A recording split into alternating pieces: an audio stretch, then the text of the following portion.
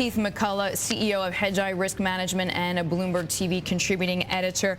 Keith, bottom line, how soon is it, how likely is it, first of all, on a scale of 1 to 10, that Greece defaults? Hey, what you're seeing right now is on a tick. Greece is defaulting in the marketplace, so you see a hybrid default. The TikTok. Right, exactly. So what we really need here is a decision. Now, you can either be Argentina or you can be Mexico. You don't want to cry for me, Argentina, on this front. You absolutely have to go down the route of Mexico, which is refinance that debt, admit that you lied to people about your finances, and move on.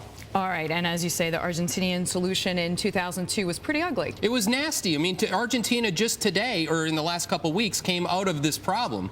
Kirchner came out of this issue that they defaulted in 2001. They didn't, basically make payments in 2002, and they kicked the can down the road for 10 years. I mean, so that's a problem relative to Mexico, which was solved very quickly. Hypothetically, somebody in Angela Merkel's party yesterday says maybe the solution is that Greece gets temporarily kicked out of the euro and then gets brought back in. I'm not sure what kind of idea this is or how you do that. Is that a possible solution, or you just say no, the clock is running? Well, the clock's running, and Trichet is going to lose his marbles if that actually happens, because the EU skeptics out there, of which there are many, particularly in Britain, and there's a UK election on May the 6th, are going to use that as political ammo like you wouldn't believe. So that would be a disaster for the EU. That's probably why the euro is going to $1.31 this morning. All right, so $1.31. Let's talk about the exposure that banks have in Germany, in France, in Greece, obviously, of all places, for Greek debt, Spain and Portugal as well. I mean, just the Greek situation alone, how much is this going to hurt banks in the euro region? Big time. Spain, these Cajas banks, which are basically most levered to residential mortgages